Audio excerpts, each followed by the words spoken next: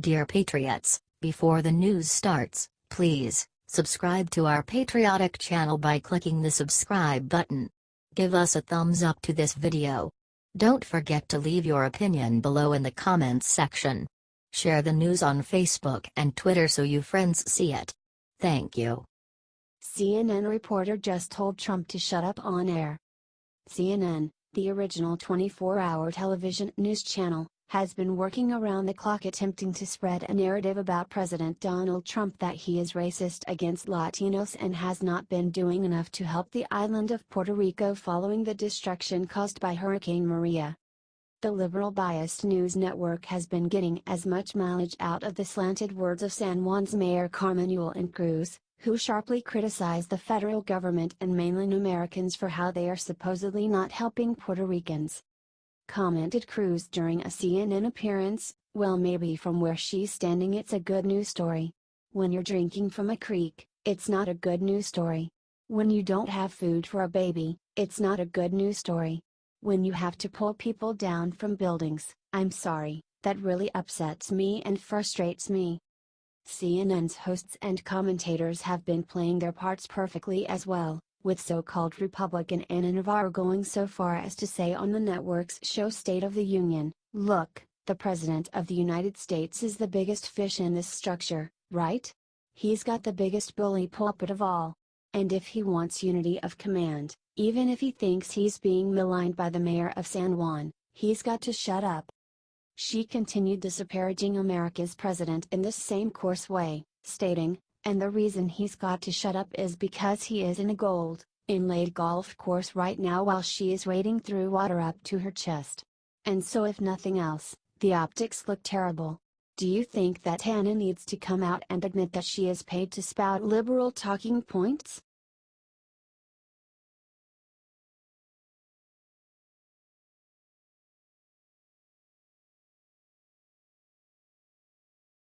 Mayor from neighboring city slams angry San Juan mayor, proves that she's lying. The liberal media has been feeding Americans a false, politically motivated narrative where Republican President Donald Trump failed in hurricane relief efforts after Hurricane Maria and is thus at fault for the continued troubles residents of Puerto Rico are having in trying to rebuild their island. San Juan's Mayor Carmen Yulin Cruz set off this baseless line of attack against Trump by saying, "We are dying here. And I cannot fathom the thought that the greatest nation in the world cannot figure out the logistics for a small island of 100 miles by 35 miles. So, Mayday, we are in trouble."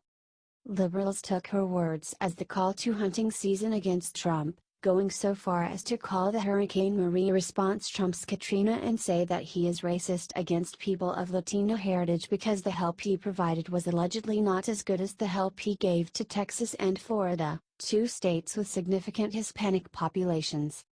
Thankfully, Mayor Cruz's voice is not the only one in Puerto Rico. Angel Perez is the mayor of Guaynabo, a city that borders San Juan, and he provided a very different take on President Trump's work that completely contradicts Cruz's. Said Mayor Perez about Mayor Cruz's attacks against Trump, "I don't know why she is saying that. She is not participating in any meetings. We had a couple already with the governors and with representation of FEMA and of HUD, these whole federal agencies that have given us help. We are receiving assistance from FEMA. I got people over here helping us with applications for the people that have damage in their houses. Are you glad this other mayor in Puerto Rico is setting the record straight about San Juan's off-base mayor?"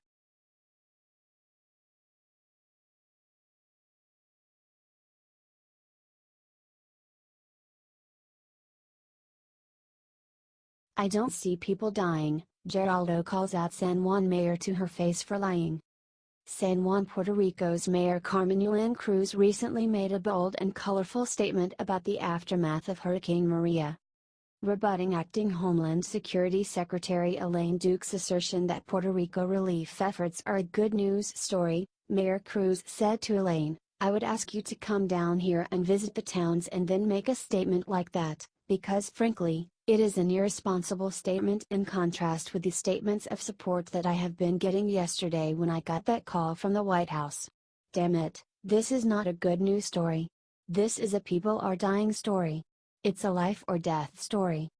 This is a powerful claim indeed, but unfortunately it is not accurate. Fox News' Geraldo Rivera recently traveled to Puerto Rico to assess the devastation done by Hurricane Maria with his own eyes. While observing that the damage is considerable, Rivera did not see anybody actually dying. He then confronted Cruz directly over her gross mischaracterization of the facts. Said Mayor Cruz to Geraldo when he interviewed her, "There are all people at all municipalities literally starving, dehydrating. We have had our hospital try to go back to speed, but then the electricity goes off and we have to do all the bacteria testing, which takes 3 to 4 days." He cut Carmen off and inquired bluntly, "But are people dying?" He continued, "I've been traveling around, I don't see people dying. I spoke to the doctors, they say they saw 53 patients and they had a person who was septic, but nobody dying." Caught off guard, Mayor Cruz had to eat her words and make up a new definition on the spot of what dying means. Explained Carmen, "Dying is a continuum. If you don't get fed for 7, 8 days and you're a child, you are dying. If you have 11 people, like we took out of a nursing home, severely dehydrated, you are dying." Are you glad Rivera made Mayor Cruz be more truthful about what is really happening in Puerto Rico?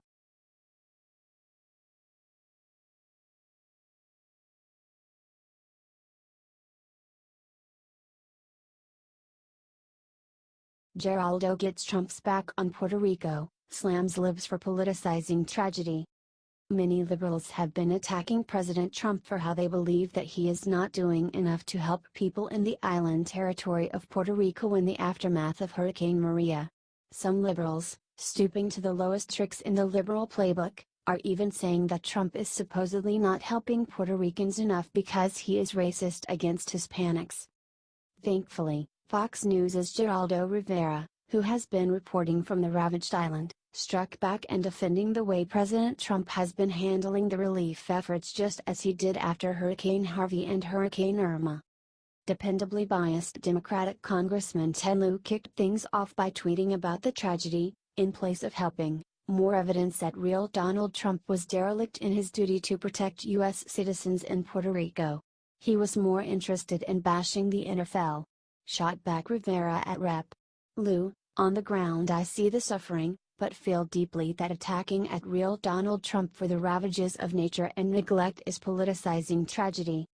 He continued, bringing the discussion back from liberals' attacks on Trump to harsh reality. "What we really need, if this slice of America is to be saved from sliding into the third world, is a massive effort on the scale of the Marshall Plan that rebuilt Europe from the chaos, ashes and destruction of World War II." He added, "Call it the Trump Plan, if that's what it takes, brand it like your impressive buildings and hotels. However it is to be accomplished, it needs to be done, so that decades from now children here will be taught how the president representing the American people, came to the rescue of our fellow citizens in crisis." Are you glad Rivera shot back at liberals who are attempting to use this tragedy for their own political gain?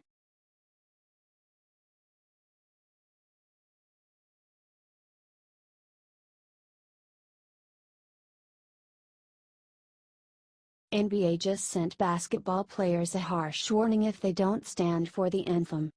The NFL has done significant, possibly permanent damage to its brand by coming to the support of its players who have been protesting during the national anthem before games. Recently, well-known NBA stars including Stephen Curry of the Golden State Warriors and LeBron James of the Cleveland Cavaliers have also taken to the media to try to attack President Donald Trump for chastising the protesting football players.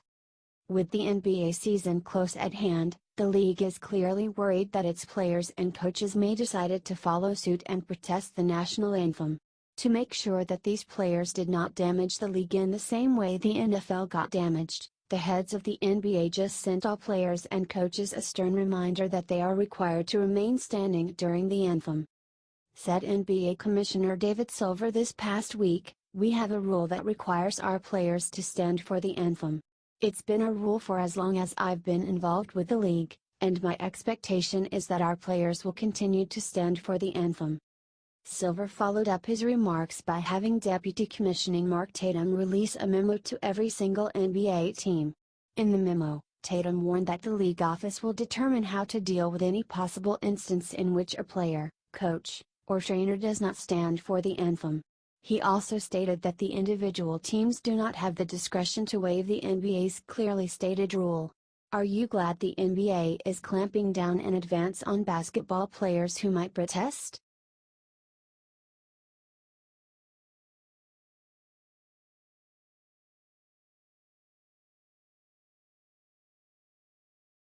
CNN reporter: at least a lot of the shooting victims were Trump supporters. Over 59 people were killed and 527 were injured during the shooting in Las Vegas. But according to CNN, many of them were Trump supporters, so it's all good. The shooter took aim at a country music festival, and country music fans are more likely to be Republican than Democrat. Something else, I think, to keep in mind: a lot of these country music supporters are likely Trump supporters. This is something, of course, hitting the tapestry of all Americans, and there are going to be victims from across the country here, said CNN's Jeff Zullini. CNN is notoriously anti-Trump and sides with Hillary. Hillary has called Trump supporters deplorables. So why is he bringing up the fact that these are Trump supporters? Why did he think it was a relevant thing to say? One CBS executive was way more blunt and straightforward with his opinion.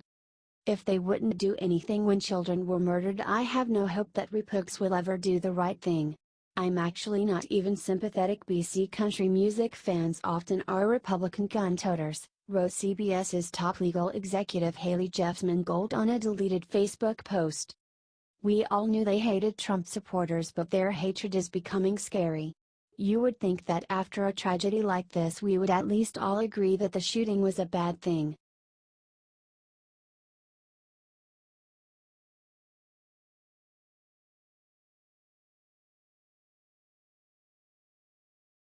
Hillary Clinton on Vegas shooting: let's put politics aside and ban silencers. Hillary Clinton is back to being her dishonest self in the wake of the deadly Las Vegas shooting. After the deadliest shooting in recent history, Hillary said we should all come together and put politics aside. However, the very next word in her sentence was politics. Our grief isn't enough. We can and must put politics aside, stand up to the NRA, and work together to try to stop this from happening again, tweeted Hillary Clinton. Put politics aside? Stand up to the NRA? Is she a total idiot? That's not all she tweeted. She also tweeted a dangerous misinformation. Las Vegas, we are grieving with you, the victims, those who lost loved ones, the responders, and all affected by this cold-blooded massacre, she tweeted. The crowd fled at the sound of gunshots. Imagine the deaths if the shooter had a silencer, which the NRA wants to make easier to get. There is a huge problem with this. For one, if someone uses a fully automatic gun, the silencer would melt. And two, silencers don't make the gun completely silent like in movies. But liberals seem to only know about movies. The silencer moves the sound away from the shooter's ear as to stop the shooter from going deaf. And doesn't destroy the sound completely. You would still be able to hear the gun. People were quick to attack Hillary on Twitter. Because nothing says grief of the nation like taking cheap political shots at the NRA, tweeted one user.